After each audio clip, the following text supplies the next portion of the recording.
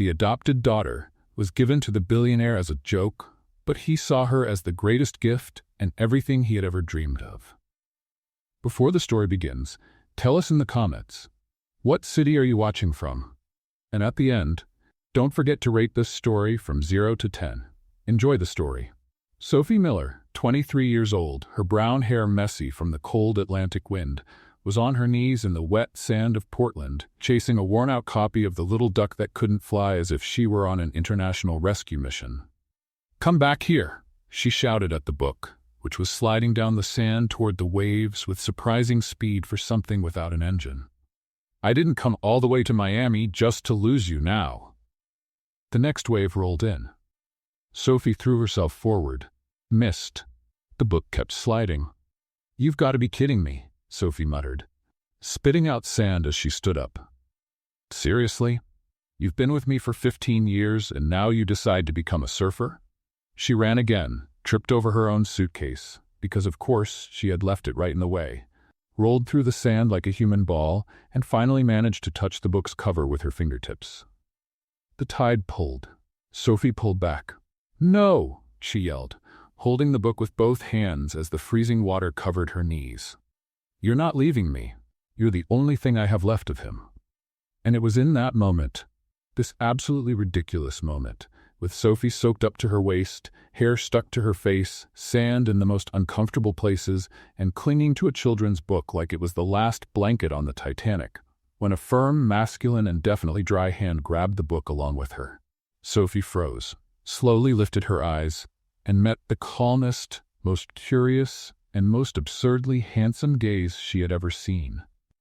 The man was barefoot, beige linen pants rolled up to his ankles, a white shirt with the sleeves folded up, dark hair slightly tousled by the wind, and that kind of expression that hovered between "I'm worried" and "I'm trying not to laugh."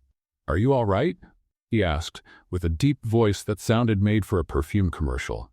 Sophie blinked, then blinked again, then looked at the book, still trapped between their hands, and finally processed what was happening. The book, it was running away. The man raised an eyebrow. "Running away?" "Yes," Sophie said, as if it were the most obvious thing in the world. "It has a history. Very dramatic." For the first time, the man smiled. Not a full smile, just one of those small corner-of-the-mouth smiles that make the world feel a little lighter for a moment. "I see." He helped Sophie stand, still holding the book like it was something important. "It looks valuable." Sophie looked at the soaked book with wrinkled pages, torn edges, and faded illustrations of a confused little duck trying to take off. "Yeah," she said softly. It was my dad's." The man didn't say anything. He just nodded, returning the book carefully, as if handing over something sacred. And then, before Sophie could ask who he was, thank him properly, or at least wipe the sand off her nose, he took a step back. "Welcome to Portland," he said, with a small wave, before walking down the beach, as if rescuing girls from runaway books was part of his morning routine. Sophie stood there, dripping seawater, clutching the book, watching him disappear. "What just happened?" she whispered to the little duck on the cover. The duck, of course, didn't answer. But if it had, it probably would have said, "Welcome to the rest of your life, Sophie." One day earlier, the house at 42 Ashford Street used to be a home. It once had laughter at breakfast, hugs in the living room, the smell of pancakes on Sunday mornings. But that was before Sophie's father passed away, before her stepmother Elaine turned every room into hostile territory, before Brianna, her half-sister, decided that life was a runway where Sophie didn't belong. Now, the house was just a place where Sophie slept, worked, and disappeared. That morning, she was in the kitchen scrubbing a pan so hard it looked like she was trying to erase her own existence from the metal. "Sophie!" Elaine's shrill voice echoed through the hallway. "Did you finish the laundry?" "I did," Sophie replied, not looking up. "And the upstairs bathroom?" "That too." "And the pantry cabinets?" Sophie took a deep breath. "Also done, Elaine." "Stepmother," Elaine corrected, appearing in the doorway with her arms crossed and that permanently disappointed look. "I'm your stepmother. Respect, Sophie. It's the least you can give after everything we've done for you." Everything they'd done. Sophie bit her tongue, literally, because shouting, "You turned me into an unpaid maid," wouldn't change anything. It never did. Sorry, stepmother, Sophie said, going back to scrubbing the pan. Elaine sighed dramatically. Brianna's going to Miami this weekend. I need you to pack her bags. And oh, I also need you to clean out her closet. She'll need space for her new clothes. Sophie nodded. Of course. Always Brianna, always trips, always more.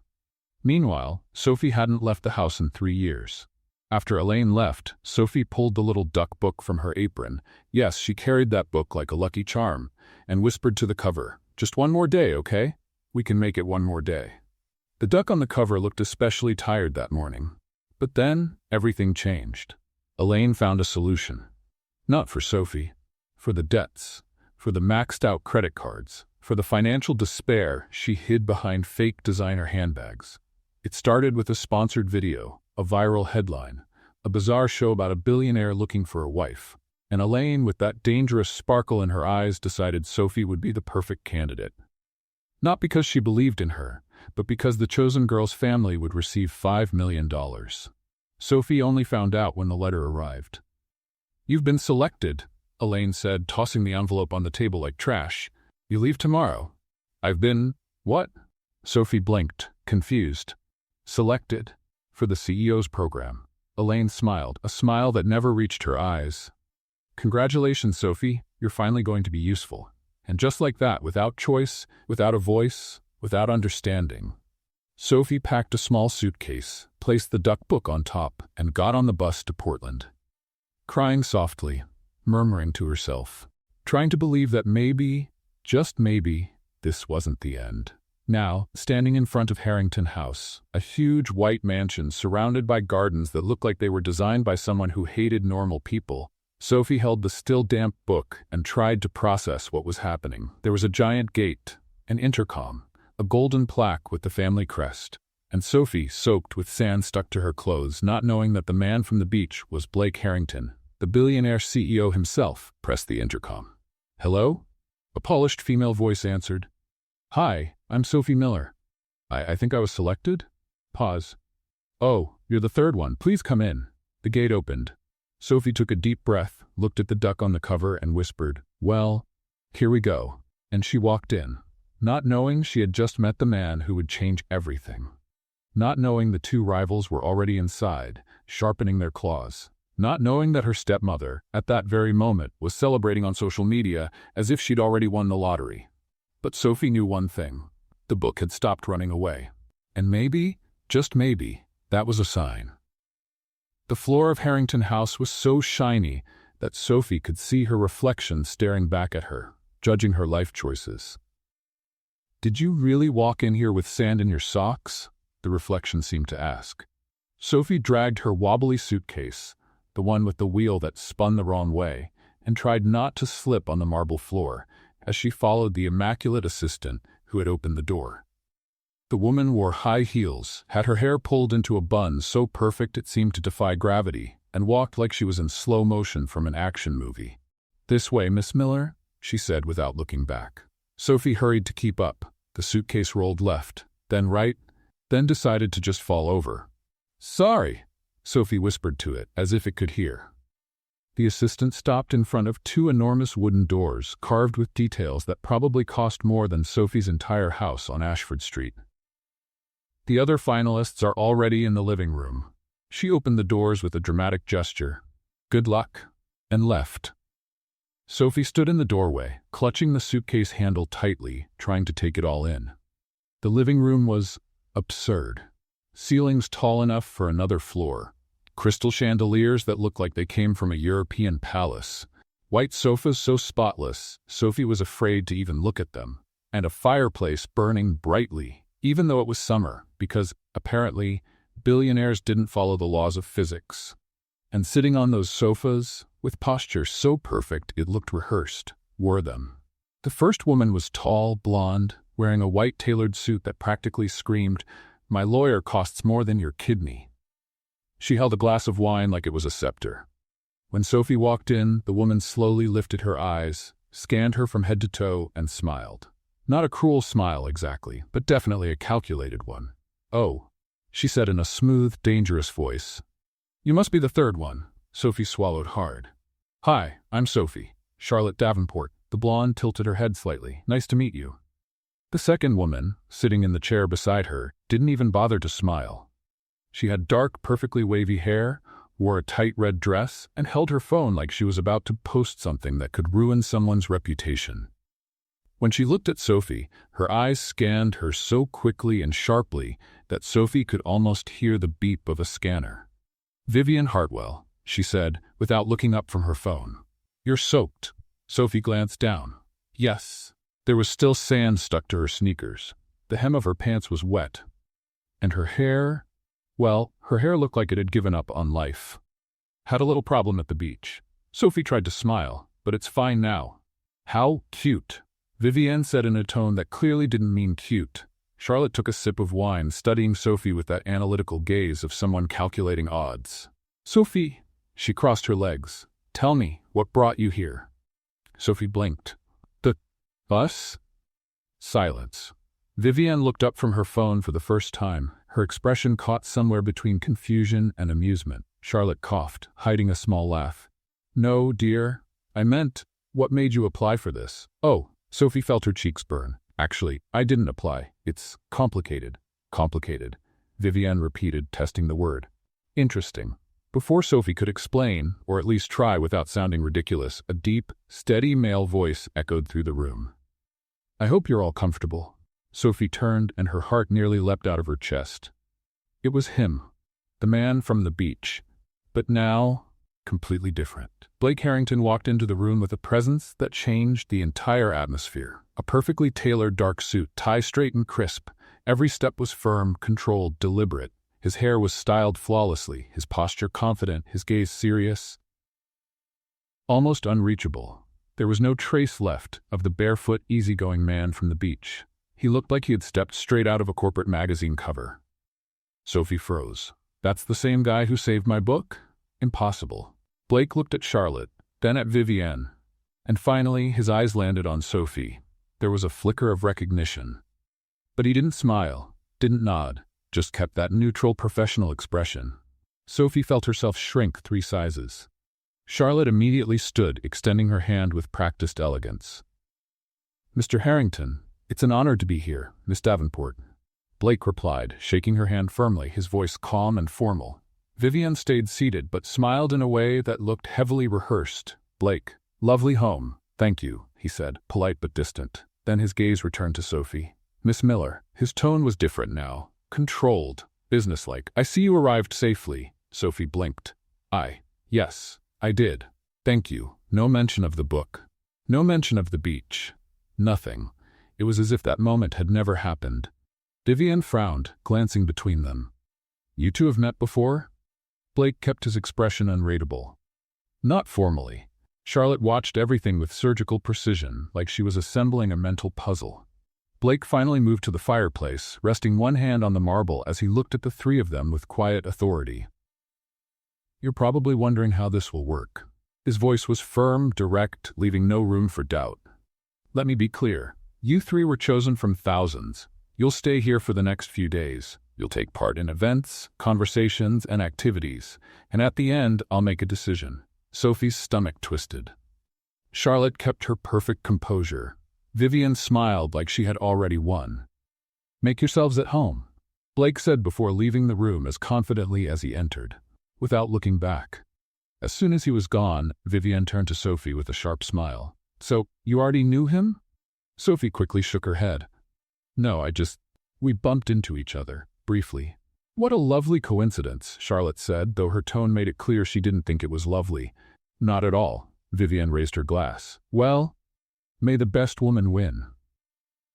Sophie looked at both rivals, took a deep breath, and muttered under her breath, "I'm so doomed." And somewhere in the mansion, an elevator door opened. Then it spoke. "Welcome to Harrington House, 3rd floor, main suites. Have a productive day." Sophie froze. "The elevator talks?" Vivienne sighed. "Honey, even the fridge talks here." That's when Sophie realized she'd stepped into a world where she definitely didn't belong. But something inside her, maybe the memory of that kind man on the beach, still whispered that maybe, just maybe, there was a chance.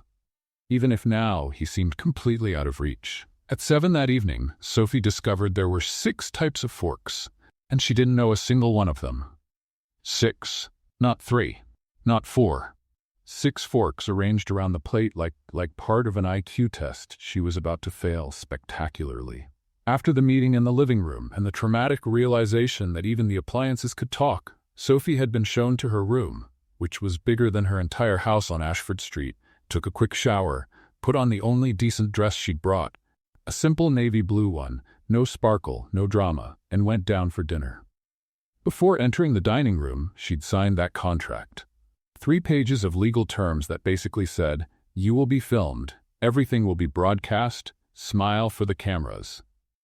Sophie had signed it with trembling hands, thinking, "Great, now the whole world will watch me make a fool of myself." And now she was sitting at the table, staring at the forks like they were personal enemies, painfully aware that small, discreet cameras were positioned strategically around the room.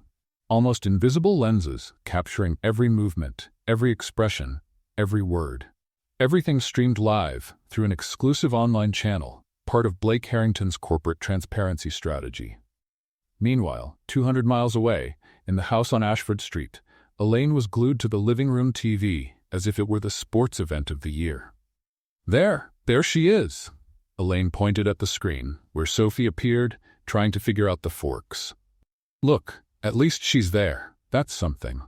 Brianna, sitting on the couch beside her with a tub of ice cream, rolled her eyes. "Mom, do you really think she has a chance? Look at her. She looks like a lost child at the mall." Elaine bit her lip, watching intently. Her naive charm might work, you know. Men like that touch of vulnerability. She paused. "But I should have signed you up, Brianna. You would have nailed it." "Elegant, confident, well-spoken," Brianna smiled. "Obviously." "Sophie is just too clumsy," Elaine sighed, shaking her head. "This isn't going to work. I know it's not." On screen, Sophie picked up a fork and murmured something to it. Brianna burst out laughing. "She's talking to the utensils now? Seriously?" Elaine covered her face with her hands. "Oh, for heaven's sake, Sophie." Then she peeked through her fingers. "But, I don't know, maybe he'll think it's cute?" Brianna rolled her eyes again. "Mom, you're delusional."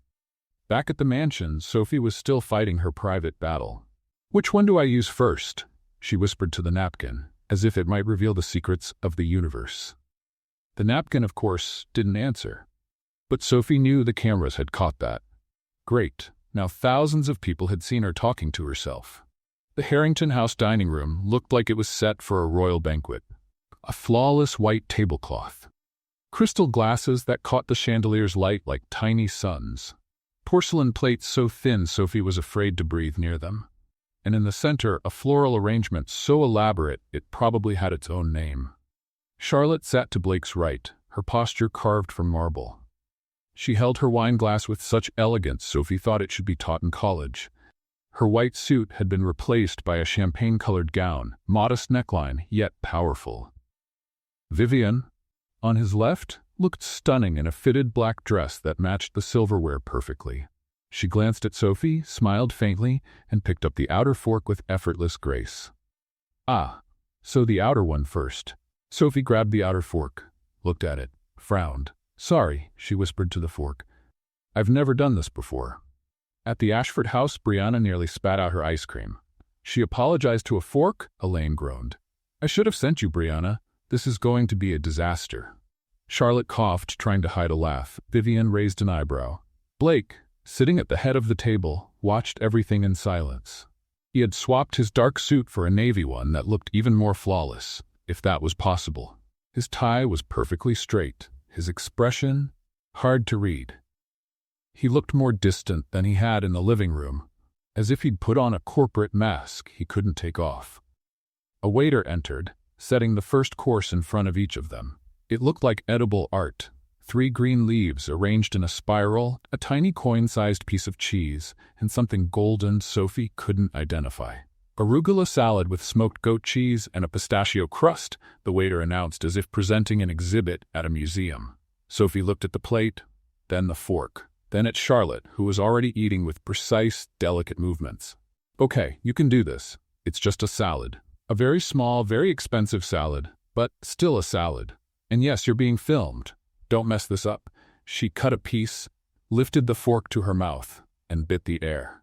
because the cheese had slipped off the fork and landed back on the plate with an audible plop. Vivienne looked up. Charlotte stopped chewing. Blake didn't look away. On Ashford Street, Brianna burst out laughing. She can't even eat properly. Elaine covered her eyes. It's over. It's all over. He's sending her home tonight. Sophie felt her face burn. The cameras caught it. Everyone saw it. Congratulations, Sophie. You're officially the internet's joke. Sorry, the cheese has a mind of its own. Charlotte smiled. Happens to the best of us. Liar, Sophie thought. Bet you've never dropped a piece of cheese in your life. Before the silence could grow too awkward, Blake spoke, his steady voice cutting through the tension. I'd like to start with a simple question. He set his fork down. Why are you here? Charlotte didn't hesitate. She dabbed her lips with her napkin, turned slightly toward Blake, and answered with the confidence of someone who'd rehearsed in front of a mirror. I believe in building legacies, Blake. My family has always valued strategic alliances that benefit both sides. I see this marriage as an opportunity to unite two powerful visions. She smiled. And of course, I have deep respect for what you've built. Blake nodded, expressionless. Interesting. Vivienne went next. She rested her elbow on the table, gracefully, not sloppily, and tilted her head with a polished smile. I love what you represent, Blake. Innovation, strength, presence. She paused dramatically. And I believe that by your side, I could amplify all of that. Imagine the possibilities, the image, the events, the cultural impact. We'd be unforgettable. Blake took a sip of wine. I see. Then his eyes turned to Sophie. The silence grew heavy. Charlotte and Vivienne looked at her like two hawks eyeing their prey. On Ashford Street, Elaine leaned forward. Say something smart, Sophie. For heaven's sake, say anything that isn't ridiculous. Brianna snickered. She's probably going to talk to her napkin again. Just watch. Sophie swallowed hard. The cameras are on you. The whole world's watching. Say something intelligent, something impressive, something that doesn't involve runaway cheese. But when she opened her mouth, what came out was, I don't know. Blake frowned slightly. You don't know? Sophie shook her head, panic rising. I didn't sign up. My stepmother did. And honestly, I don't even know what I'm doing here. She took a deep breath. But if you're asking what I want, I guess I just want a place. Remembered, a place where I don't have to apologize for existing. The silence that followed was different, not awkward, charged. Charlotte looked at Vivienne. Vivienne looked at Charlotte. Both sensed something shift in the air. Blake didn't take his eyes off Sophie. He didn't smile or nod, but something in his gaze, subtle but real, had changed. A place, he repeated slowly. Interesting. On Ashford Street, Elaine's mouth fell open. Brianna had stopped eating her ice cream, staring at the screen. Mom, Brianna whispered. He's looking at her weird. Elaine blinked. Weird how? Like interested? Elaine tilted her head, studying Blake's expression on the screen. No, it can't be. She dropped cheese, she talked to cutlery, But on the screen, Blake was still looking at Sophie, and Elaine felt something she hadn't expected, a tiny spark of hope. Maybe, just maybe. Vivienne cleared her throat, trying to regain control. Well, we all have our reasons, don't we? What matters is that we're here now. Charlotte agreed, but her expression was tense. The rest of the dinner went by in a blur of tiny dishes and polite conversation. Sophie tried not to spill anything else, but managed to confuse the dessert spoon with the soup spoon and almost drank from the saucer. When dinner finally ended, Blake stood up. It's been an enlightening evening, he said, looking at the three of them. Get some rest. Tomorrow we have more activities. He left the room with that steady presence of his, leaving the three women alone. As soon as the door closed, Vivienne turned to Sophie with a sharp smile. So, you didn't sign up? What a touching story. Charlotte crossed her arms, studying Sophie like she was analyzing a chess piece. You do know he noticed you, right? Sophie blinked. Noticed me? I spilled cheese, mixed up forks, and basically admitted I have no idea what I'm doing here. How is that being noticed? Vivienne laughed, but it wasn't a kind laugh. Exactly because of that, dear. Charlotte stood, smoothing her dress. You're different, and different stands out. Sophie felt a chill in her stomach. I don't want to stand out. Too late, Vivienne said, grabbing her purse. You already did.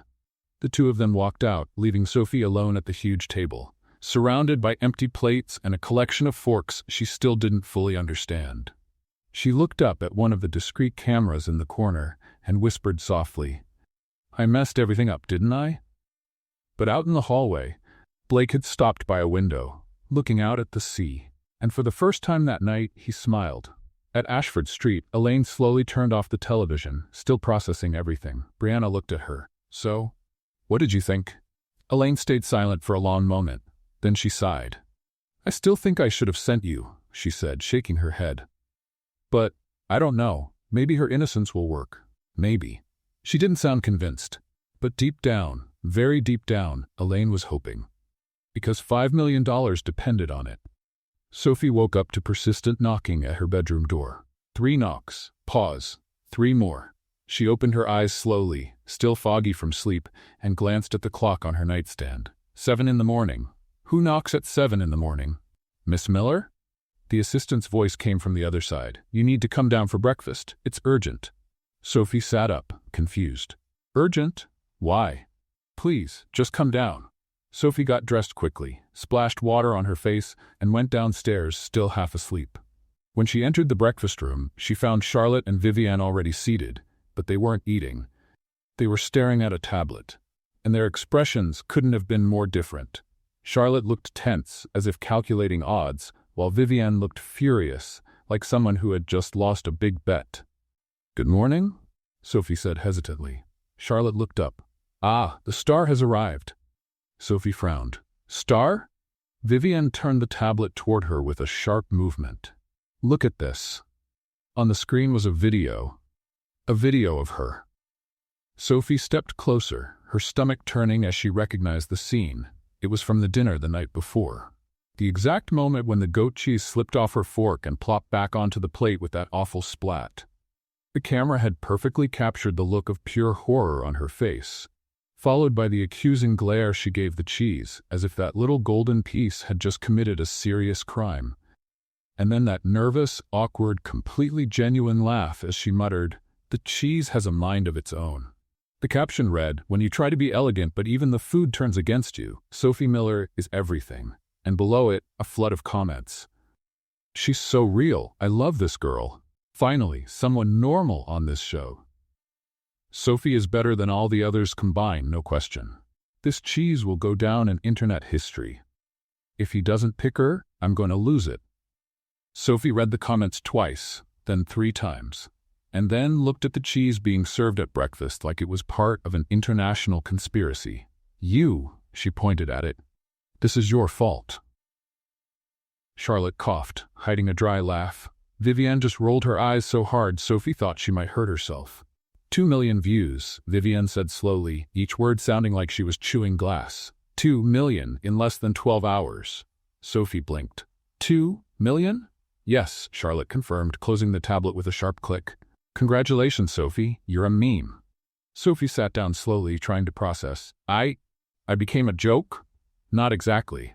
Charlotte tilted her head, studying Sophie with that calculating look. "You've become darling. People find you adorable." "Adorable," Sophie repeated, as if testing the word in another language. "Yes," Vivienne confirmed, but her tone was sharp as a blade, like a puppy tripping over its paws. "Cute, but pathetic." Sophie felt her face grow warm. She looked down at the cheese plate on the table and whispered softly, "I knew this would go wrong." Charlotte and Vivienne exchanged a quick, tense look. Before either of them could say anything, Blake walked into the room. He looked as impeccable as ever. Dark gray suit, perfectly straight tie, steady posture. But there was something different in his eyes. Something amused? "Good morning," he said, pouring himself a cup of coffee. "Good morning, Blake," Charlotte replied immediately, sitting up straighter and forcing a flawless smile. Vivienne smiled too, the way she always did when Blake was around, calculated, rehearsed like a performance. "Have you seen the social media?" Blake took a sip of coffee. "I have." Sophie sank deeper into her chair, trying to literally disappear into her blouse. Blake looked straight at her. "Looks like you've gained a few fans." Sophie let out a nervous laugh that sounded more like a cough. "Fans? I just dropped the cheese. It wasn't on purpose." "I know," Blake said in a neutral tone, though there was a faint sparkle in his eyes, "but it was genuine, and people respond to that." Charlotte drank her orange juice so hard that Sophie thought the glass might crack in her hand. Vivienne kept her smile, but her fingers gripped the edge of the table so tightly that her knuckles turned white. Sophie, on the other hand, looked genuinely lost. So, they're not laughing at me? Blake slowly set his cup down, his movements deliberate. Some might be, but most are laughing with you. There's a difference.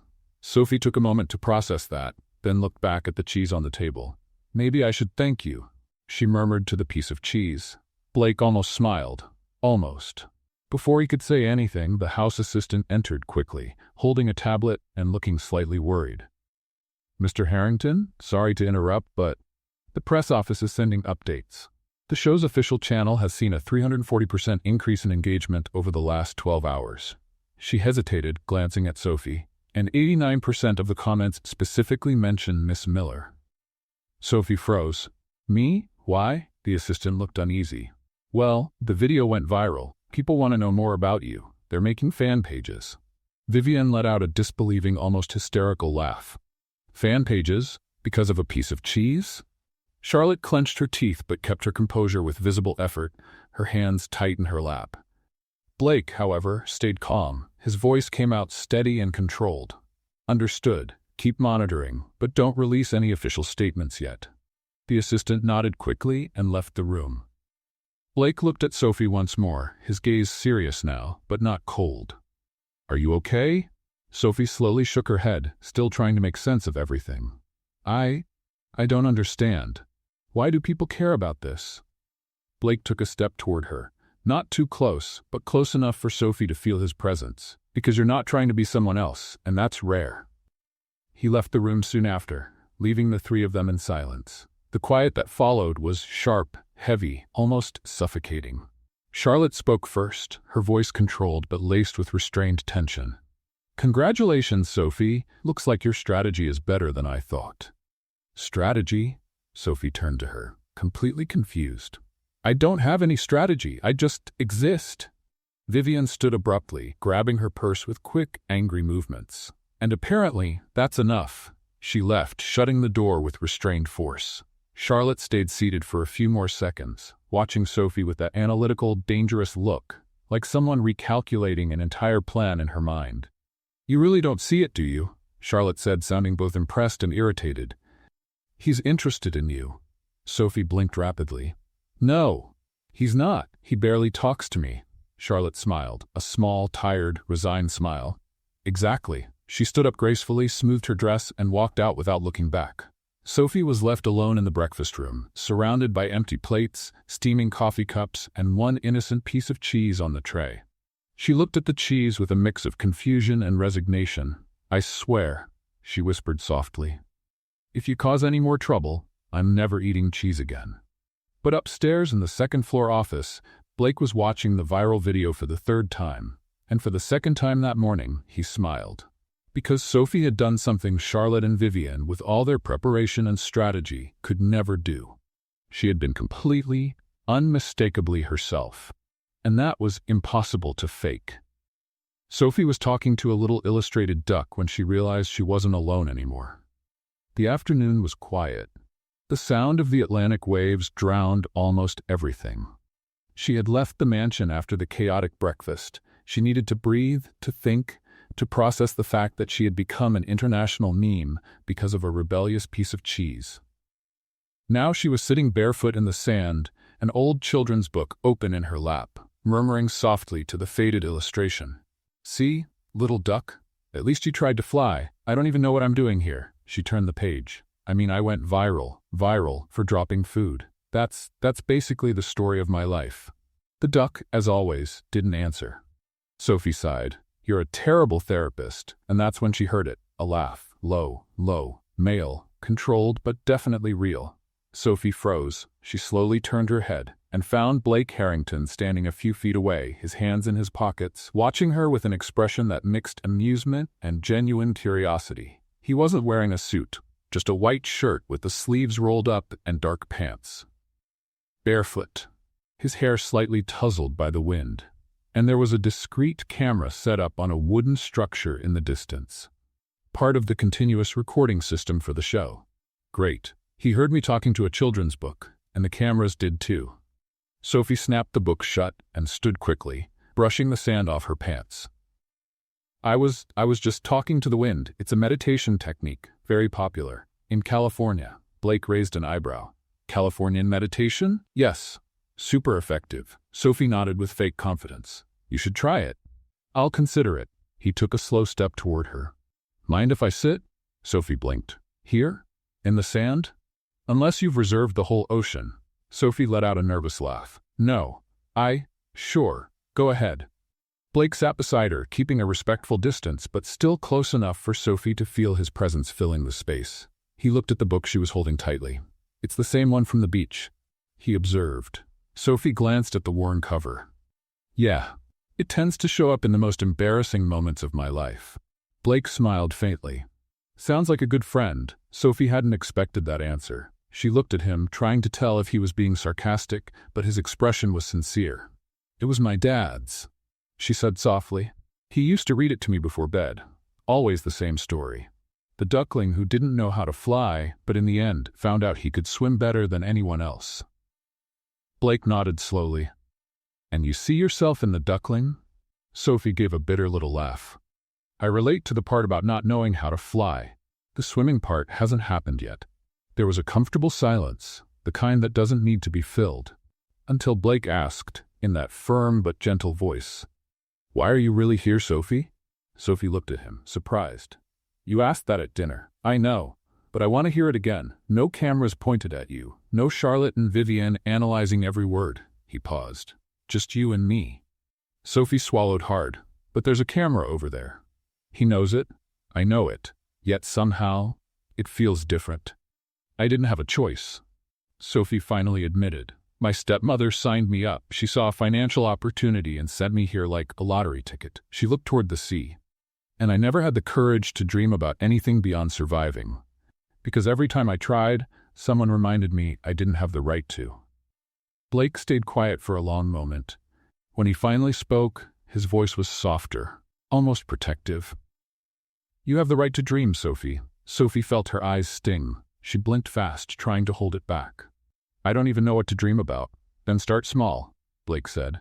A small dream is still a dream. Sophie looked at him, and for the first time since she arrived at that absurd house, she felt truly seen. Not as a contestant, not as a chess piece, not as a viral meme, just as Sophie. But before she could answer, a sharp voice cut through the moment. What a touching scene. Vivienne stood at the edge of the wooden staircase leading down to the beach, arms crossed, a poisonous smile on her face. Charlotte was beside her, watching everything with that calculated expression of hers. Blake slowly stood up, regaining his formal posture instantly. Sophie stood too, holding the book like a shield. We were just talking, Sophie said defensively. Of course you were, Vivienne said, walking down the stairs with firm steps. How convenient. A private talk, on the beach, alone. Charlotte didn't say a word, but her eyes said everything. You're playing the game better than I thought. Blake looked at the three of them with that neutral expression he always wore when he was in CEO mode. Meet me in the main hall at 8 tonight, he said, his tone firm. I have an announcement to make. Then he walked away without looking back. At exactly 8 o'clock, the three women were seated in the main hall. Sophie sat on the left sofa, nervous, twisting her hands in her lap. Charlotte sat in the center chair, posture perfect, though her shoulders showed a trace of tension. Vivienne sat on the right sofa, wearing that confident smile that didn't quite reach her eyes. The cameras were positioned strategically. The live stream was on. Millions were watching. Blake entered the room, serious and composed. Thank you for being here. He stopped in the middle of the room, facing them. I brought each of you here because I believed you had something unique to offer. But now it's time for the first decision. Silence filled the room. Sophie could barely breathe. Charlotte didn't move. Vivienne kept smiling, though her hands clutched her purse tightly. Blake looked at each of them slowly. Vivienne, he said finally. The socialite stood, her smile intact. Yes? Thank you for being part of this, but I have to be honest, I don't see a future between us. Vivienne's smile trembled. For 1 second, just one, the mask fell, but she recovered quickly. I understand. She picked up her purse and smoothed her dress. It was an interesting experience. She glanced at Sophie and Charlotte. Her look was sharp as glass. Good luck, girls, you'll need it. Then she walked out, head high, though her steps were far too fast. Blake waited for the door to close. Then he turned to Sophie and Charlotte. Now, it's just the two of you. Sophie felt her heart race. Charlotte smiled. But it was a dangerous smile. Because now, the war was officially on. Sophie stared at a microphone as if it were some alien creature about to explode. The morning after Vivian's elimination brought a new dynamic. Only two remained. Sophie and Charlotte, and the tension in the mansion was so thick it could have been cut with a knife. Or maybe with a rebellious fork escaping the plate. Blake had called them both to the library at 9 a.m. When they arrived, they found a formal setup, a long table, leather chairs, and in the center, two microphones on elegant stands. Discreet cameras were placed in the corners, recording everything. Good morning. Blake stood by the table, dressed in a flawless navy suit, posture steady. Today, you'll present a cultural proposal for the company. Sophie blinked. Cultural? Yes, Harrington Books has always supported reading initiatives. I want to hear ideas from both of you on how to expand that impact. He pointed to the microphones. 15 minutes each. Charlotte, you go first. Charlotte smiled confidently and walked to the microphone like she was stepping onto a Broadway stage. She carried an expensive leather folder filled with neatly organized papers and colored dividers. Sophie, on the other hand, held only her worn copy of The Little Duck Who Couldn't Fly and a crumpled notebook full of messy notes. I'm doomed, she thought. Charlotte adjusted the microphone effortlessly, lowering it to the perfect height. Thank you, Blake. My proposal is simple but strategic. Partnerships with higher education institutions to create literary scholarship programs. Universities, public libraries, cultural centers. This not only expands Harrington's reach, but also builds a measurable educational legacy. She opened the folder, revealing graphs, financial projections, and timelines. Sophie looked at her own notebook. It had 3 sentences and a doodle of a duck in the corner. I'm so doomed. Charlotte continued for 12 more minutes, quoting data, statistics, international partnerships. When she finished, Blake nodded seriously. Impressive. Thank you, Charlotte. Charlotte returned to her seat with a discreet smile, eyes shining with satisfaction. Blake turned to Sophie. Your turn. Sophie stood slowly, clutching the book like a life vest. She walked to the microphone, stopped in front of it, and tried to pull it down. The microphone didn't move. Sophie pulled again. Still nothing. She looked at the stand, confused, trying to find the adjustment Charlotte had handled so easily. You have to twist the lock first, Blake said, his tone neutral but his eyes amused. The lock, right. Sophie searched for it, found something that looked like a lock, and turned it. The microphone dropped all at once and hit her chest with a loud thud. Ow! Sophie grabbed her chest, stepping back. You attacked me. Charlotte covered her face with her hands, trying and failing to hide her laughter. Blake walked over, adjusted the microphone to the right height with 2 precise moves. There, try now. Sophie eyed the microphone suspiciously. You promise it won't attack me again? Blake almost smiled. I promise. Sophie took a deep breath and stepped toward the mic again, keeping a safe distance this time. Okay, so? Hi, she began, nervous. I don't have charts or projections. I'm not even sure what a financial projection really is. Charlotte rolled her eyes quietly. Sophie took another breath. But I do have an idea. A small one. Maybe even a silly one. But it's real. Blake leaned forward slightly, attentive. Sophie opened the little duck book, showing its worn cover. When I was a kid, my dad read me this every night. It wasn't an expensive book. It didn't have perfect illustrations, but it was ours. And he taught me that stories don't have to be big or fancy to matter. They just have to be felt. She looked at Blake, then Charlotte, then back to Blake. My proposal is to create a program for donating used children's books. Not new ones, not perfect ones. Used ones, with notes, folded pages, torn covers. Because those books have stories. They were loved by someone before. And when you give a book like that to a child, you're not just giving a story. You're saying, this once mattered to someone, and now it matters to you. The silence that followed was different. Charlotte sat still, watching Blake with sharp attention. Because Blake was moved, not in an obvious way. There were no tears, but something in his eyes changed. Something softened in that always controlled expression, and Sophie realized she had touched something deep inside him. "I know it's not a big idea," Sophie continued, her voice quieter now. "I know Charlotte has a much better plan, more professional, more everything. But I think sometimes the best things are the small ones, the ones that fit in your hand, the ones you can hold at night when you're scared." She closed the book gently. "That's it? Sorry if it was too simple." Blake didn't say anything for a long moment. Then he stood up, walked to her, and held out his hand. "May I see the book?" Sophie handed it to him, confused. He opened the first page. There was a faded handwritten note. "For my Sophie. Fly your own way, Dad."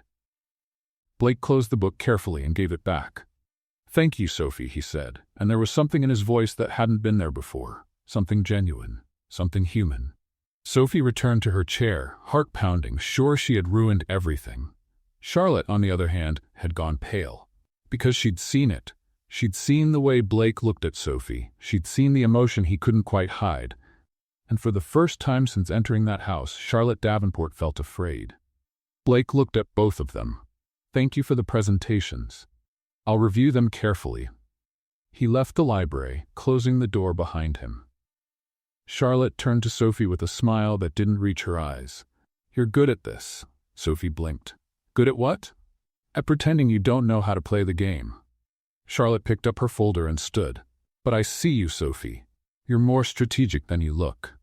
"I'm not pretending anything," Sophie said, frustrated. "I'm just being myself." Charlotte stopped at the door, glancing back. "Exactly. And apparently that's enough." She left. Sophie stayed alone in the library, looking down at the book in her lap. "Did I do okay?" she whispered to the little duck on the cover. In his office, Blake sat in his chair, staring out the window with his fingers intertwined. His assistant entered, holding a tablet. "Mr. Harrington, the online reactions to the presentations are explosive." Blake didn't turn. "And?" 92% of comments mention Miss Miller's proposal. People are really moved." Blake didn't answer. But for the first time in a long while, a real smile crossed his face. Because Sophie hadn't just presented an idea. She'd shown her heart. And he was completely lost. 2 days had passed since the cultural presentations. 2 days in which Charlotte barely looked at Sophie, still processing the fact that Blake had been moved, visibly moved, by Sophie's simple, heartfelt proposal about used books. And now the pressure had increased.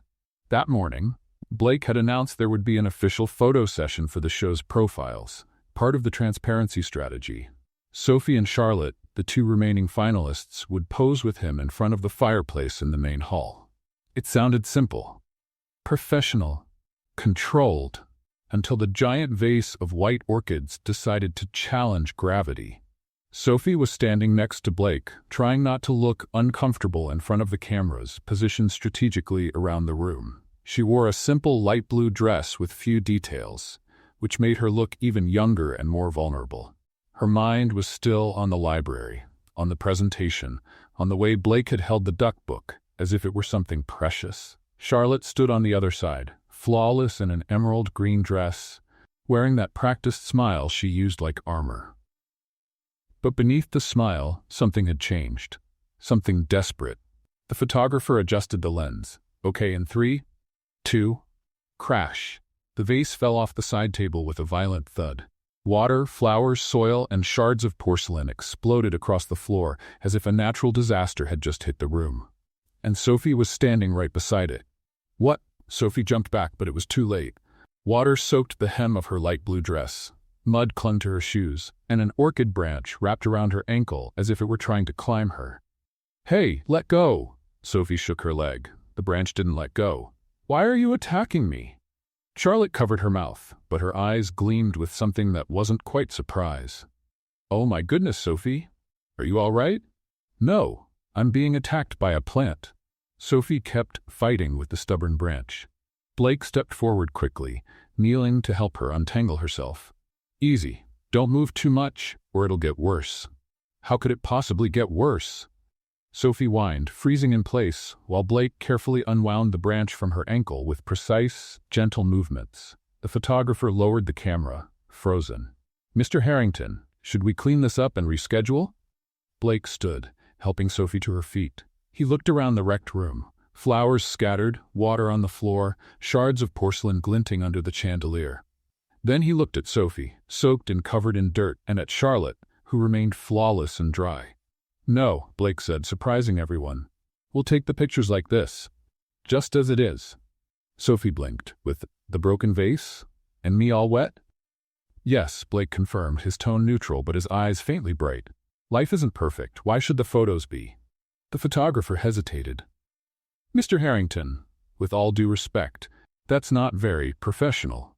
"It's real," Blake corrected, "and real is better than perfect."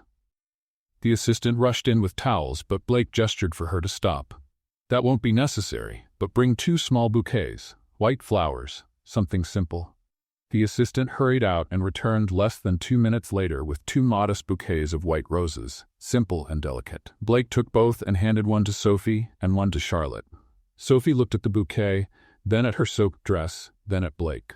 "Are you sure? I look like I fell in a puddle." "You look real," Blake said, standing between them again.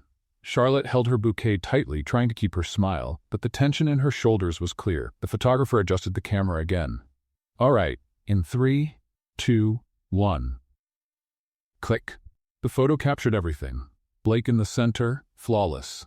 Charlotte on the left, perfect and composed.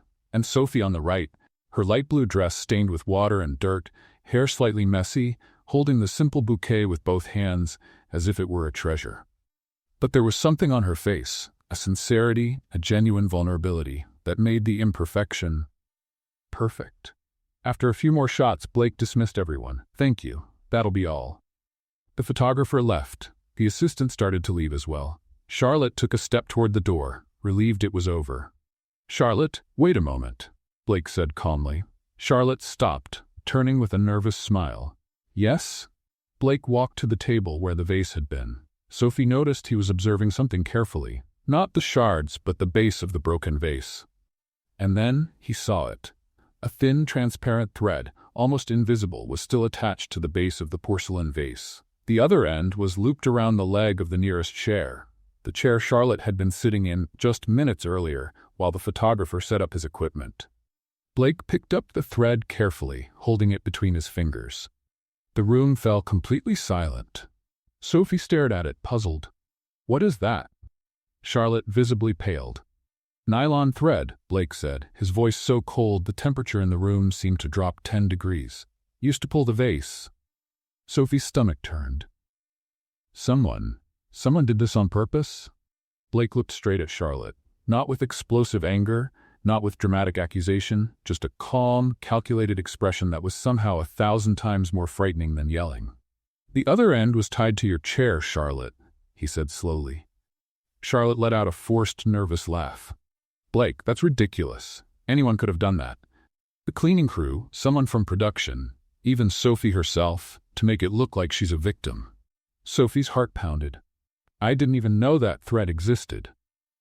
Blake kept his gaze on Charlotte, expression unchanged. "Sophie's been next to me the entire time since we came into this room. You, on the other hand, arrived 15 minutes early and asked to stay here alone to mentally prepare for the photos. Your words, not mine."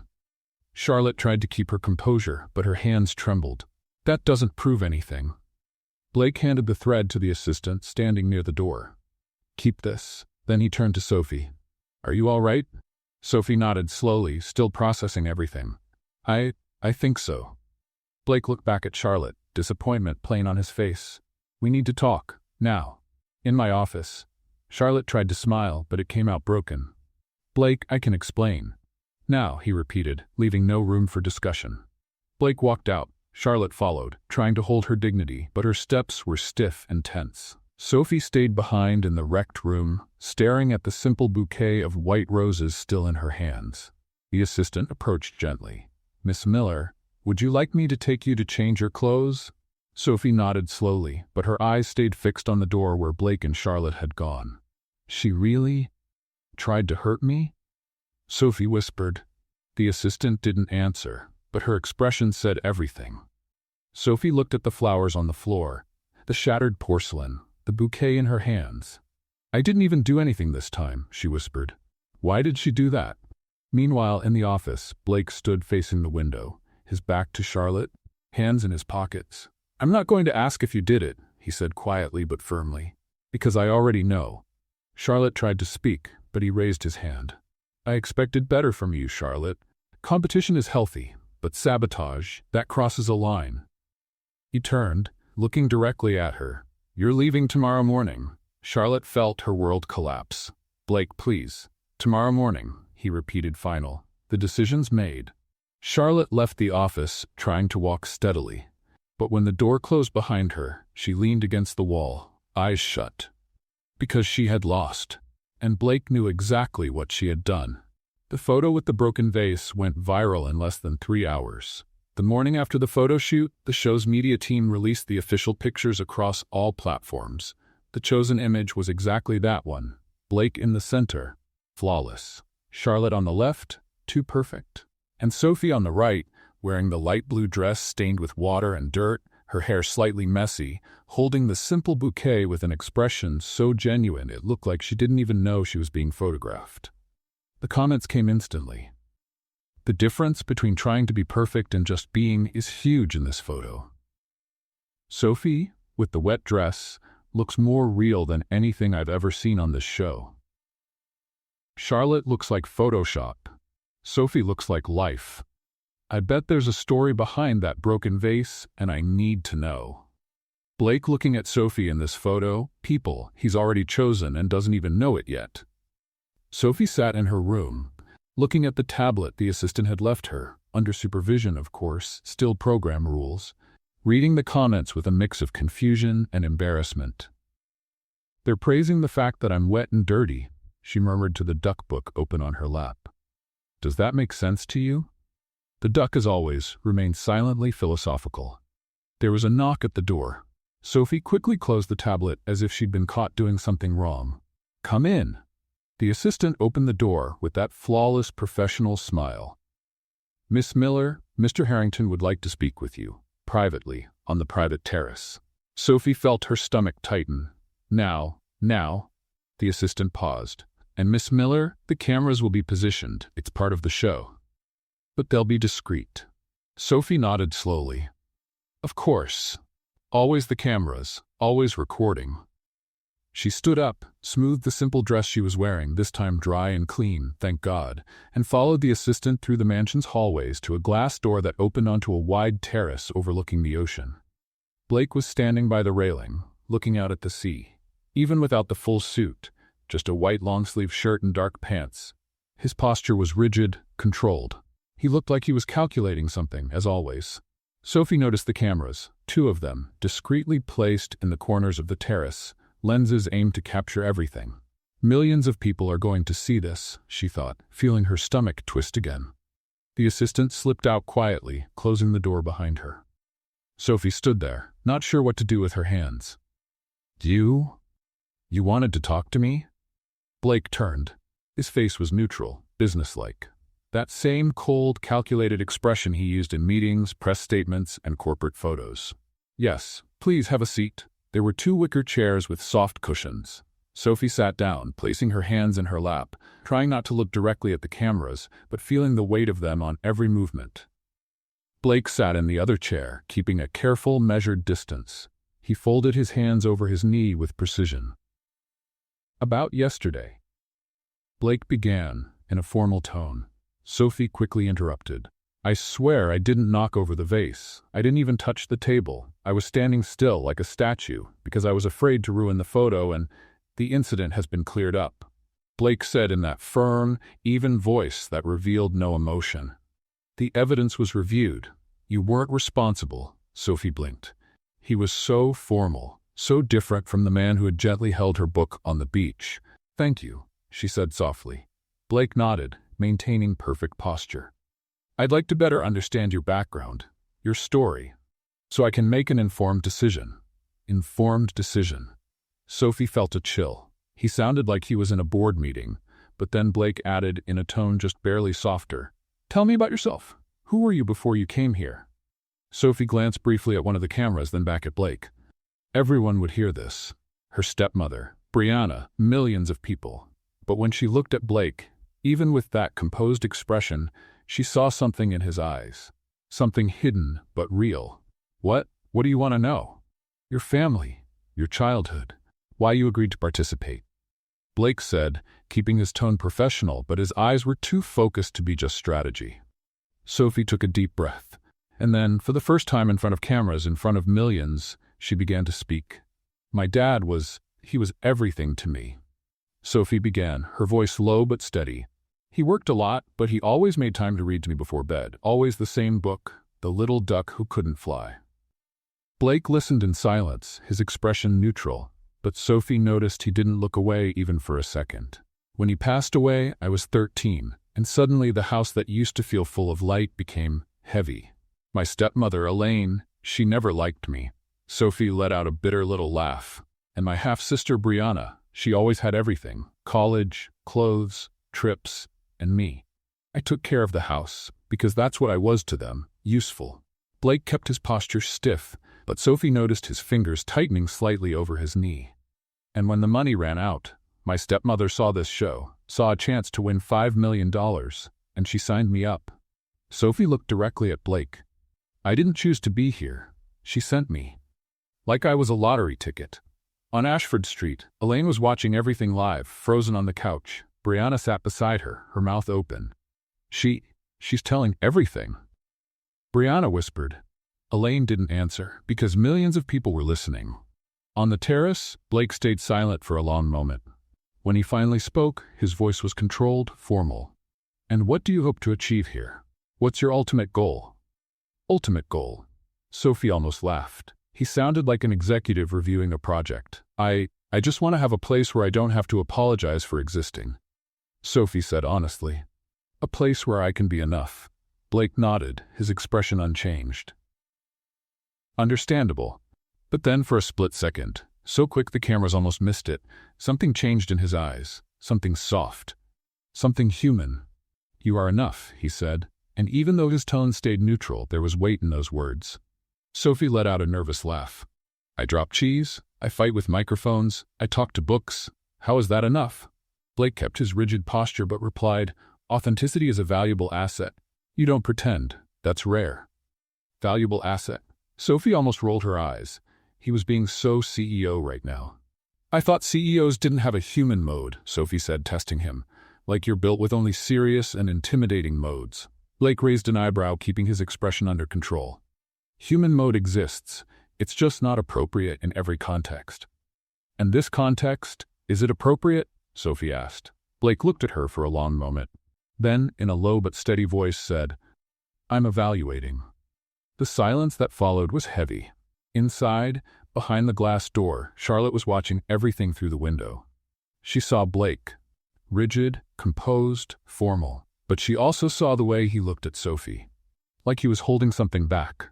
And Charlotte knew she had already lost. Because behind that cold mask, Blake felt something real. And Sophie was the only one who could break through that armor. The online comments exploded. Blake is trying to act cold, but his eyes don't lie. He said, you are enough, and I felt that. Charlotte watching through the window, she knows she lost. The stepmother must be losing it right now. And on Ashford Street, Elaine turned off the TV with trembling hands, because the whole world was on Sophie's side now. 3 days had passed since the conversation on the terrace. 3 days where Charlotte barely left her room, still processing the fact that Blake had looked at Sophie in a way he'd never looked at her. 3 days where Sophie tried to understand what it meant when someone called you a valuable asset in that tone of voice. And now, on the night of the annual Harrington Foundation charity ball, Sophie was trapped in a dress she hadn't chosen and shoes that clearly hated her. I look like a Christmas tree, Sophie muttered, staring at the bedroom mirror. The dress was long, a deep, elegant blue, simple yet sophisticated. Nothing extravagant, nothing over the top. But for Sophie, who'd spent her life in second-hand clothes, it felt like a spacesuit. And the shoes were a torture device invented by someone who hated feet. How do people walk in these? Sophie tried to take 2 steps and almost fell. Is this a balance test or a social event? She looked at the duck book on the dresser. You're lucky you don't have feet. There was a knock at the door. Miss Miller? It was the assistant's voice. "Mr. Harrington is waiting in the main hall. The cameras are already set to capture the entrances." Of course, the cameras. Always the cameras. Sophie took a deep breath, grabbed a small clutch, which had nothing inside. What would she even carry? The duck book? And opened the door. The assistant smiled. "You look beautiful." "I look like I'm about to fall any second." "That too, but still beautiful." The main hall had been transformed into a corporate fairy tale setting. Giant chandeliers, tables decorated with subtle floral arrangements, none tied with fishing wire, Sophie checked. Live music from a string quartet. And guests? Lots of them, dressed in evening gowns and tuxedos that probably cost more than the entire house on Ashford Street. The cameras were perfectly placed. One at the main entrance capturing arrivals, two along the sides of the room, one discreet one above with a panoramic view. Everything was being streamed live. Sophie went down the stairs slowly, holding onto the railing like her life depended on it. Blake was in the center of the hall, his back to the staircase, talking with a group of executives. His tuxedo was flawless, as if it had been tailored just for him. His hair perfectly styled, his posture strong, his expression composed, professional. One of the executives looked up, noticed Sophie coming down, and smiled. He said something to Blake. Blake turned, and the camera caught everything. The way he stopped mid-sentence, the way his eyes locked on her and couldn't look away. The way, for a fraction of a second, just a fraction, the corporate mask slipped completely off his face, revealing something raw, genuine, surprised. It was an expression Blake Harrington had never shown on camera before. Pure admiration. The show's editors would later mark that moment as the second most watched of the season. Sophie felt her face grow warm under the weight of that look and almost tripped on the last step. Blake recovered quickly, putting his neutral mask back on, but the damage was done. The cameras had caught it. The internet had seen it. He apologized briefly to the group and walked toward her with measured, controlled steps. He began, then stopped, as if searching for the right word from his polished corporate vocabulary, one that wouldn't make him sound too vulnerable. "Uncomfortable?" Sophie offered. "Because I am. These shoes are medieval torture devices." Blake almost smiled. "Almost. I was going to say beautiful." Sophie blinked. "Oh, but uncomfortable works too." On Ashford Street, Brianna pointed at the screen. "Mom, did you see his face? He was drooling." Elaine leaned forward, eyes sparkling. "I saw it. I saw everything." Before Sophie could answer, Charlotte appeared from across the room, and she looked flawless. A long, fitted red gown with an elegant neckline, her hair pulled back in a sophisticated bun, discreet but expensive jewelry, and that smile, the confident one of someone who still believed she could win. She walked straight to Blake, completely ignoring Sophie, fully aware that the cameras were recording her every move. "Blake." Charlotte extended her hand with practiced grace. "You look wonderful." Blake shook her hand politely, but without the look he'd given Sophie. "Charlotte, you look very nice too." Charlotte held his hand a second longer than necessary. "I was thinking, maybe we could dance later? I'd love to talk, in private." Blake nodded, neutral. "Maybe." Charlotte shot Sophie a quick glance, one that said this isn't over yet, and moved away to greet other guests, perfectly aware the cameras were still following her. Sophie looked at Blake. "She's still trying."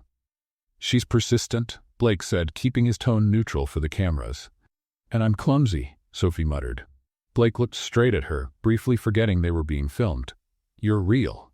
Before Sophie could process that, the music changed. The quartet began a slow waltz. Blake held out his hand. "Would you like to dance?" Sophie looked at his hand like it was a trap. I don't know how to waltz." "I'll teach you. I'll step on your foot.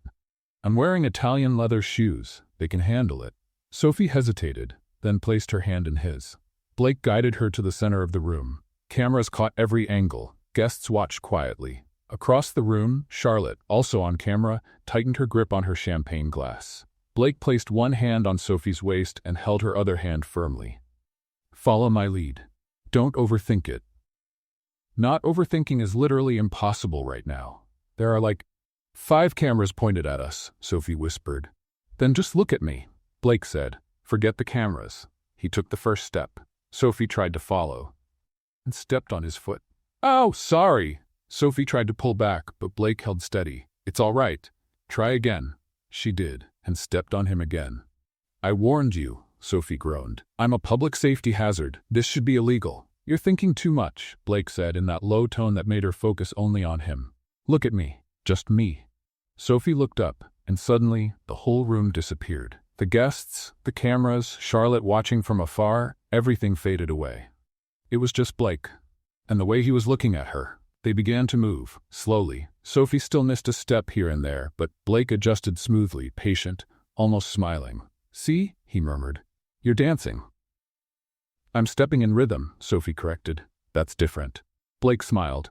A real one. Small, but genuine. The cameras caught that too. And that's when it happened. The music slowed.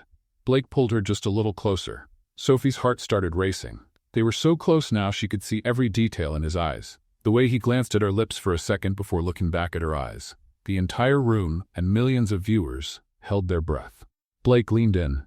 Just a few inches. Sophie closed her eyes. And then, Mr. Harrington. A man in a gray suit appeared out of nowhere, a huge smile on his face, completely unaware of the moment he was ruining. We need a photo with the top donors, right now. It's urgent. Blake froze, took a deep breath, closed his eyes for a second, clearly summoning patience he didn't have. Of course, he said, his voice calm but tight. One moment. The man was already pulling him by the arm. Just a second. Come on, come on. Blake looked at Sophie, and in his eyes there was something, frustration, regret, a silent promise. I'll be back, he said, and was pulled away to the other side of the room. Sophie stood in the middle of the dance floor, alone, trying to process what had almost happened. We almost, she murmured to herself. Charlotte appeared beside her, her smile cold. Almost doesn't count, dear. Sophie looked at her. You still haven't given up? I don't give up, Sophie, Charlotte said, her voice low but sharp. I adapt. She walked away, leaving Sophie standing there alone. On Ashford Street, Elaine was practically glued to the TV screen. He was going to kiss her, Brianna screamed. Mom, he was going to kiss her. Elaine smiled, a greedy, calculating smile. 5 million, Brianna. 5 million, or one kiss away. Back at the ballroom, Sophie looked at Blake, who was stuck taking photos with important donors, clearly annoyed, his body tense. Then he looked back at her. And Sophie knew. This wasn't over. In fact, it was just beginning. The morning after the ball brought a cold, clear light through the office windows. Sophie sat in a leather chair, hands sweaty, wearing a simple beige outfit that made her look even younger. Charlotte sat in the chair beside her, flawless in a white suit, posture straight, chin lifted as if she were about to close a billion-dollar deal, which technically she was. The cameras were set up, 3 of them, capturing every angle, every expression, every breath. Blake stood in front of the unlit fireplace, hands in his pockets, his dark gray suit perfect, his face calm but his shoulders heavy. Thank you for being here, he began, his voice steady, controlled. You've both made it to the end, and that, in itself, means something. Sophie's stomach turned. This is real. This is actually happening.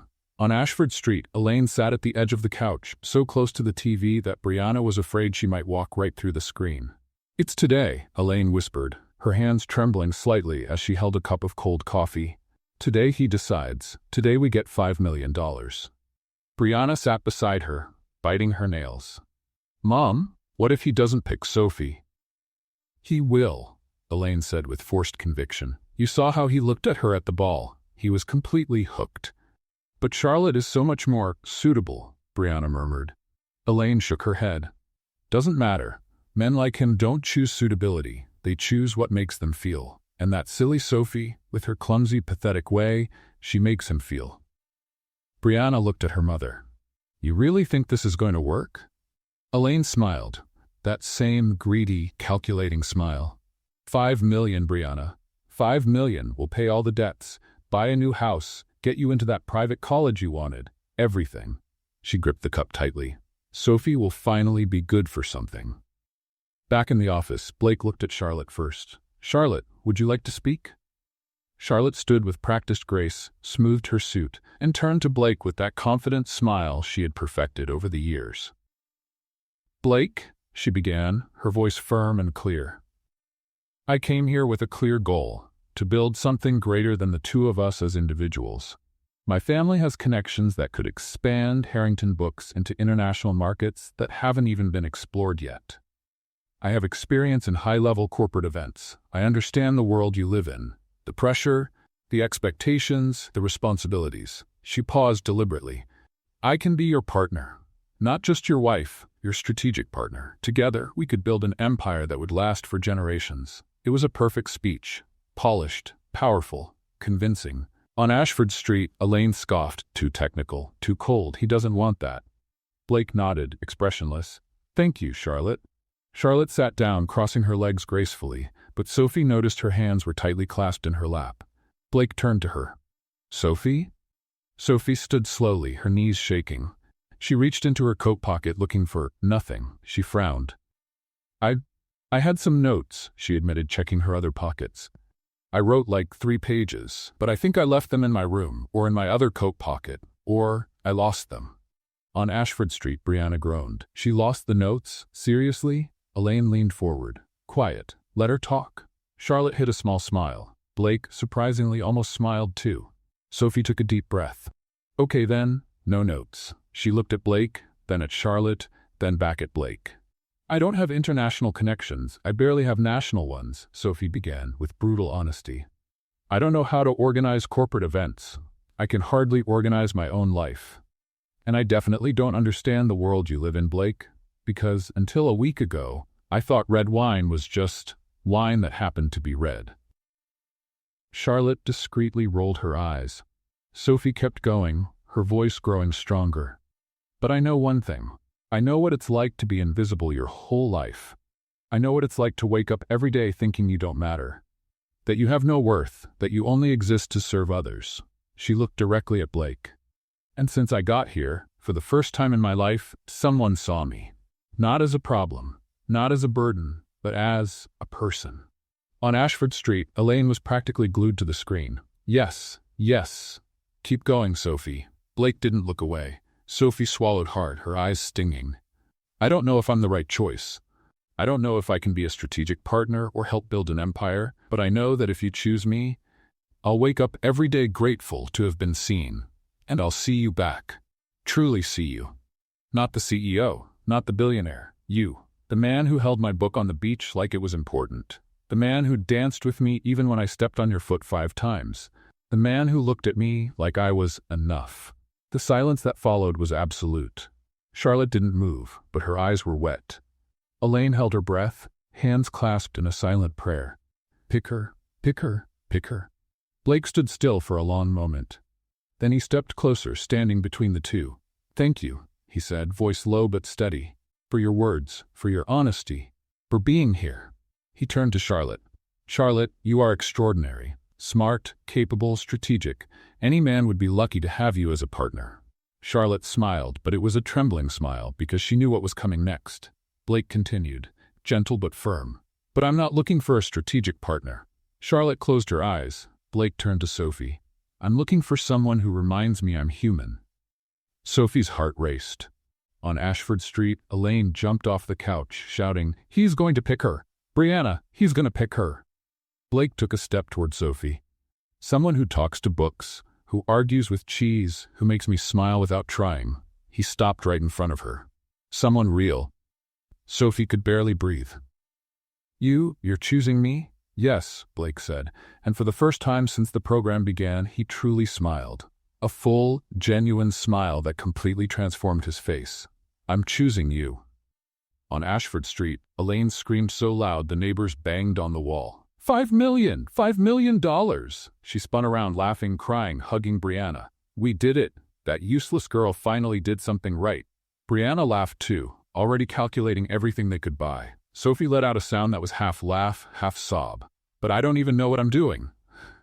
I know, Blake said, his voice full of warmth. And that's exactly why I chose you. Charlotte slowly stood, picking up her purse with controlled movements. She looked at Blake, then at Sophie. Congratulations, she said, and despite the pain in her eyes, there was sincerity there.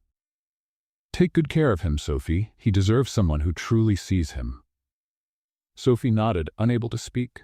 Charlotte walked toward the door, her steps steady, dignified. She stopped at the doorway and looked back one last time.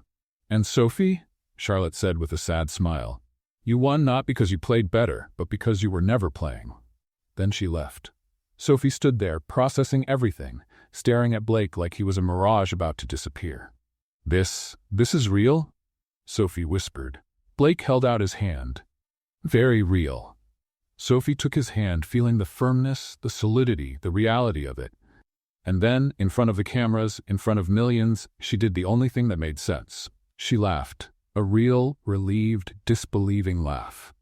I really need to stop losing my notes, she said. Blake laughed too, and for the first time in a long while, that laugh didn't sound forced. It sounded like home. On Ashford Street, Elaine was already on the phone with the bank, checking when the money would come through as they celebrated. 2 days had passed since Blake chose Sophie. 2 days in which Sophie woke up thinking she was dreaming, looked around the giant room in the mansion, and whispered to her duck book, This is real, right? The duck, as always, neither confirmed nor denied.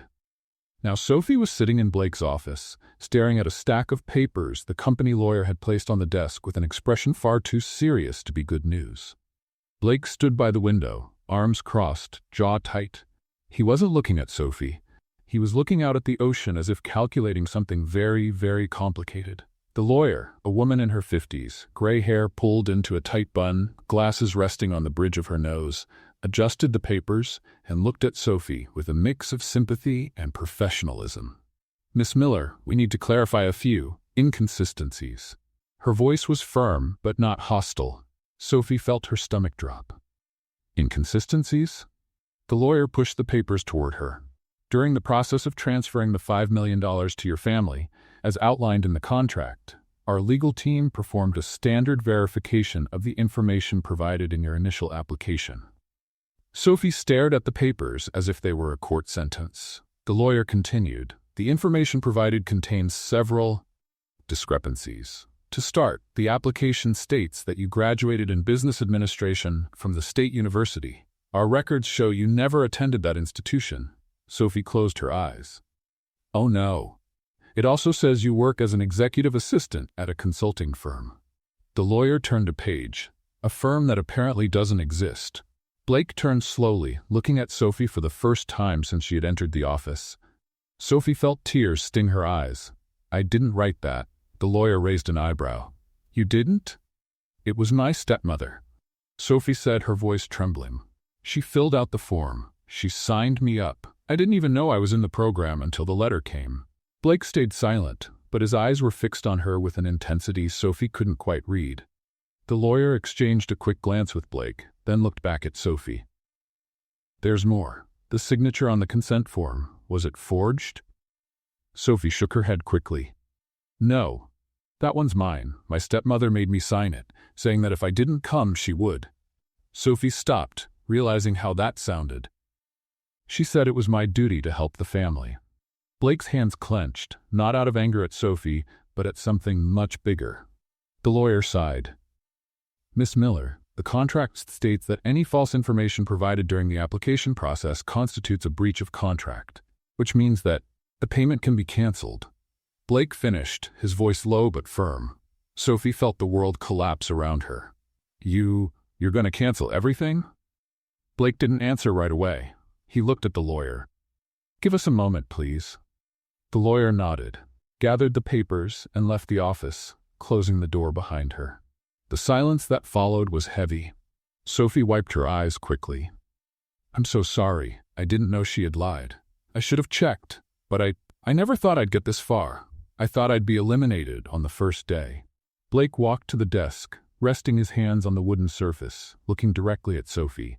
You were sent here against your will. He said it not as a question, but as confirmation of something he had already suspected. Sophie nodded miserably. Yes, your stepmother lied on the form to improve your chances. Yes, and you never wanted to be here. Sophie hesitated. Then she looked straight at Blake. At first, no. But then, she took a deep breath. Then I met you, and I wanted to stay. Blake was silent for a long moment. Then, surprisingly, he let out a short, humorless laugh. So your stepmother lied, manipulated, falsified information. He shook his head. And still expected to collect $5 million? Sophie didn't know whether to laugh or cry. She's always been optimistic. Blake looked at Sophie, and for the first time she saw something different in his face. Not anger, not disappointment, determination. She's not getting a single cent, Blake said firmly. Sophie blinked. What? Breach of contract due to false information. The legal team is already preparing the documents. Blake crossed his arms. Your stepmother won't see that money. Sophie felt a strange mix of relief and guilt. But she's going to be furious. Sophie stopped. Then a small incredulous laugh escaped. Wait, so karma is real? Blake almost smiled. Almost. But here's the thing, Sophie. He stepped closer, standing right in front of her. I'm not canceling anything because of her lies. I chose you. And now that I know you were sent here like you were some kind of property. He paused, his jaw tight. It only makes me more certain that canceling the payment to your family is the right decision. Sophie looked at him, confused and relieved at the same time. You're angry? At her? Not at me? Why would I be angry with you? Blake asked, genuinely puzzled. You're the victim in all this, Sophie. You didn't lie. You didn't manipulate anyone. You just survived. Sophie felt her eyes burn again, but this time for a different reason. I thought you were going to give up. On me, on all of this. Blake knelt down in front of her, meeting her eyes with a gentleness she had never seen in him before, especially when no cameras were rolling. Sophie, I chose you, he said, voice steady but soft. Not because a contract forced me, not because the cameras were on. I chose you because, for the first time in years, someone reminded me that life exists beyond meetings, spreadsheets, and corporate strategies. He held her hand firmly. Someone who talks to books, argues with cheese, and makes me laugh without even trying. Sophie let out a sound that was half laugh, half sob.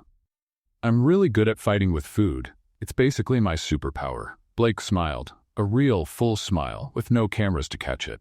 The best I've ever seen. Sophie wiped her eyes, still trying to process everything. But what about the money? The contract said the family of the chosen one would get $5 million. If you cancel the payment, aren't you technically breaking the contract too? Blake shook his head. The false information clause voids the payment to the party that committed the fraud. But, he paused, choosing his words carefully. The money that was meant for your family, I want to give it to you, directly, so you can start your own life. Away from that house. Away from people who treat you like you don't matter. Sophie froze completely. You want to give me $5 million? Yes. Blake, that's insane. Sophie stood, pacing. You barely know me. I dropped a wheel of cheese. I talked to books. I don't even know what to do with $5, let alone $5 million. Blake stood too, gently stepping in front of her, blocking her path. Then learn. Use it to find out who you are when no one's telling you what to do. Travel, study, open that used bookstore you mentioned during your presentation. He placed his hand softly on her shoulders. Be free, Sophie. Sophie looked at him, tears streaming freely now. But why? Why would you do that? Blake cupped her face in both hands, making her look directly at him. No barriers, no corporate mask. Because I fell in love with you, Sophie Miller, he said quietly, firmly, truthfully. Completely. And I want you to have the chance to live the life you've always deserved. Not as an obligation, not as payment, but because you deserve to be happy. Sophie couldn't hold back anymore. The tears fell, but this time they were tears of relief, of joy, of something she didn't even know she could feel. So, Sophie whispered, her voice shaky, karma is really real, huh? My stepmother loses everything, and I get a life? Blake smiled. Seems fair to me. Sophie let out a wet laugh. She's going to hate me even more. She already did, Blake said matter-of-factly. At least now you don't have to live with her. And then Blake kissed her. No cameras, no audience, no live broadcast. No strategy, just the two of them. In the quiet office, with the sound of the ocean outside. And it was real. Completely, perfectly real. When they finally pulled apart, Sophie was laughing and crying at the same time, a chaotic mix that perfectly summed up how she felt. I still think you're crazy, she said, resting her forehead against his. Probably, Blake agreed, smiling in a way he never had in front of a camera. But I've never felt so sane in my life. Sophie looked at him, really looked, and saw not the billionaire CEO, not the man from the magazine covers, but just Blake. The person who had held her book on the beach. The person who danced with her even after she stepped on his foot 5 times. the person who saw her when she was invisible. "So what happens now?" Sophie asked. Blake smiled. Now you sign a few boring papers with the lawyer, receive $5 million, and then," he paused, looking at her with that gaze that always made Sophie forget how to breathe. "Then we figure it out together." Sophie nodded, still not quite believing it. "Together? I like that." "So do I." But on Ashford Street, at that very moment, Elaine's phone rang. It was a corporate number. Serious, formal. She answered with a huge smile, expecting confirmation of the transfer. What she heard was completely different. "Mrs. Elaine Miller? This is Patricia Chen from the legal department at Harrington Corporation. I'm calling to inform you that, due to serious inconsistencies and false information provided in the application form, the $5 million payment has been officially canceled for breach of contract. You'll receive the formal documentation in the mail within the next few days. Have a nice day." Click. Elaine froze, the phone still in her hand. Brianna looked at her, confused. "Mom, what happened? Are they sending the money?" Elaine didn't answer. She couldn't. Because in one single call, everything she had planned, everything she had counted on, everything she thought was guaranteed, was gone. And Sophie Miller, the stepdaughter she had always treated as nothing, had just gained everything. 6 months had passed since that day in the office. 6 months since the kiss without cameras. 6 months since Blake canceled the payment to her family and offered the money directly to Sophie to start her own life. And in those months leading up to the big day, a lot had changed, for everyone. Elaine and Brianna had to sell the Ashford Street house to pay their debts. Now they lived in a small one-bedroom apartment, splitting expenses. Elaine worked as a cashier on the night shift at a grocery store. Brianna served coffee at a local cafe, her first real job at 25. Sophie never called, never visited, never sent a cent. She had moved on. Meanwhile, Sophie used part of the money to make an old dream come true. She opened the Little Duck Library. The sign was simple, hand-painted, with a small yellow duck drawn in the corner. The space was small, 2 renovated rooms in downtown Portland, but it was full of life. Shelves packed with donated used books. Colorful cushions scattered across the floor. A little table with crayons for kids to draw. Sophie was organizing books when a small girl walked in shyly. "Can I borrow a book?" the girl asked softly. Sophie knelt down, smiling. "You can take as many as you want, and you know what's even better? When you bring it back, you can write a little note inside saying what you thought of it. That way, the next person will know someone already loved that book before them." The girl smiled and ran to the shelves. Sophie looked around the tiny but lively library. It was hers, her dream, her heart. And it was perfect. At Harrington Books, Blake had made a change too. On the wall behind his desk, carefully framed, was the Little Duck book. Torn cover. Pages rippled from seawater. Faded illustrations.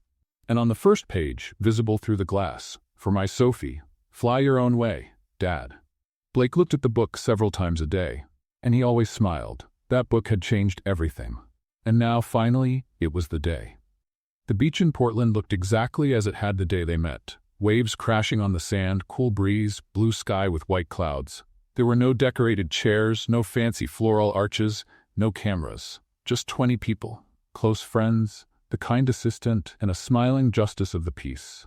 Sophie wore a simple white cotton dress, completely barefoot, holding a tiny bouquet of wildflowers and the Little Duck book. Blake was barefoot too. Beige linen pants, white shirt, hair tousled by the wind, exactly as he'd been the day they met. Sophie began walking through the sand. She took 3 steps, then tripped over an invisible hole. Blake laughed. "I can't even walk without creating drama," Sophie shouted. "That's why I love you." Blake shouted back. The guests laughed. Sophie reached him, smiling. "You made it," Blake murmured. "Barely," Sophie replied. The judge smiled. "This is the most genuine ceremony I've ever led." Blake asked to speak first. "Sophie Miller," he began, holding her hands. "I spent years building a life that looked perfect but was empty. Then you appeared, arguing with a book on the beach, and I remembered what it felt like to feel something real." He squeezed her hands. "You're real. You're honest. You're beautiful. And I promise to remind you every day that you are enough, that you always were, that you are the best gift I've ever received." Sophie wiped her eyes, crying.